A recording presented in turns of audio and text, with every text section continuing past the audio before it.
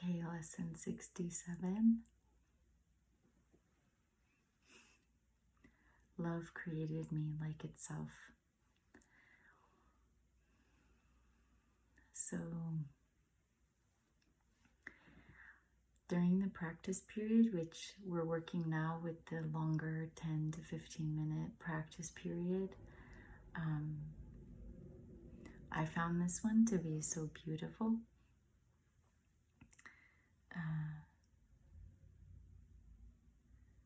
So we were to begin by repeating the lesson, love created me like itself.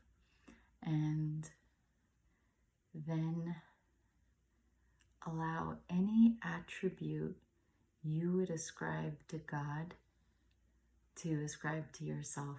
And during the practice period, it was so amazing because I really did tap into a sense of self that was not my personality. It's hard to explain, but I could feel my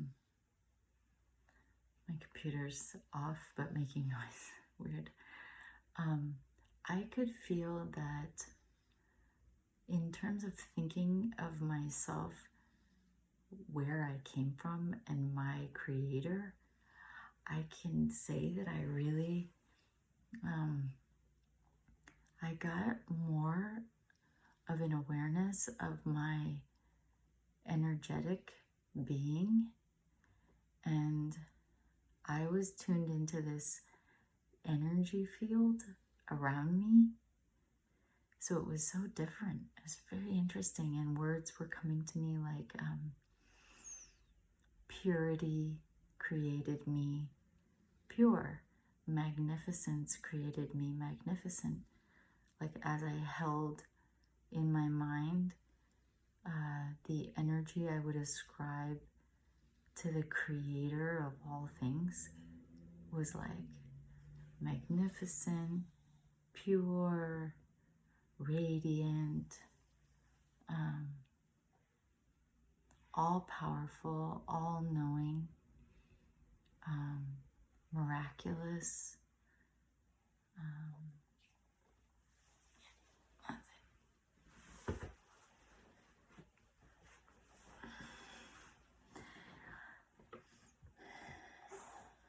Okay. She's like out for the night, so. Okay. Wow.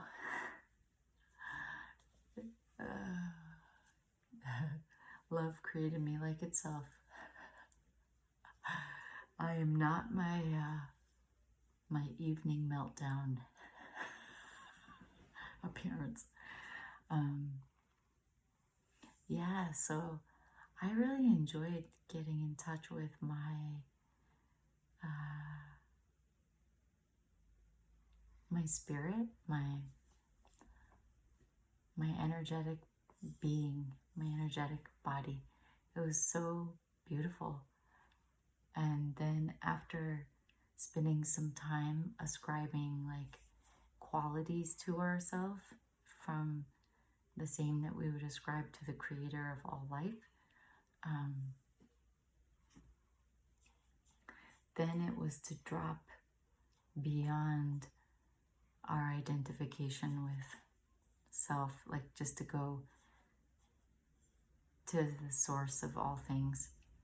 Yeah, it says, let all thoughts drop away for a brief preparatory interval, and then try to reach past all your images and preconceptions about yourself to the truth in you.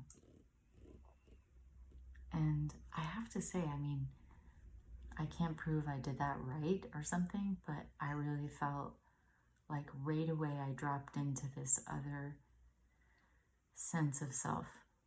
And yeah, there are no words. I mean, I made up words, but I was just trying to describe the energy that I could feel is the energy I share with the creator. And the other funny thing that came to me is I remember the first time I witnessed a birth. I was so amazed. First of all, the baby seemed so much bigger than I had anticipated. And then I remember having that moment where I was like having a flashback to like some kind of Animal Planet, whatever, when you see like a horse come out of a horse or a giraffe come out of a giraffe, like a whole complete giraffe, just small, like basically they kind of slide out or whatever. And it's always like, what? And when I saw my first baby born, I was like, what? And so it's funny that that image came to me, like how just like there's a miniature giraffe inside a mother giraffe who's a complete giraffe. It's not like, oh, you still have to grow your neck or, it's all like in proportion. It's just smaller. It's going to grow into the fullness.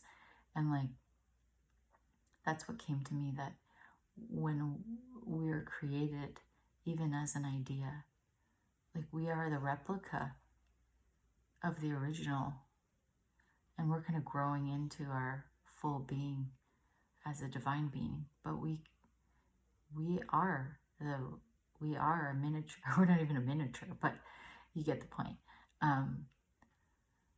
So it's funny that that image came to me, and I was like, oh, I'm gonna tell that story. But yeah, because when I got to birth Justine, but you really don't have the same perspective, a whole different perspective than watching someone else do it. But yeah, so we were asked to repeat this idea like 5 times an hour, I think it said. And I wouldn't say I rocked that part, but I look forward to doing that again, because it was a really beautiful experience I had tuning into that energy. And I had one situation today where, I could say my ego could have been offended. It was like a work-related thing, and it's kind of like I said, oh, okay, I'll try to help with that. And then someone was like, nope, we don't need your help with that. And then I was like, okay.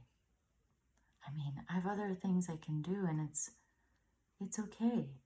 And really grateful to grow into like being able to hear things neutrally. It's like, oh, we don't need you to bring a dessert to the party. Okay, that saves me time and energy. Like, it's okay. Doesn't mean we don't want your dessert or whatever. It's just like, okay, I can accept that. And,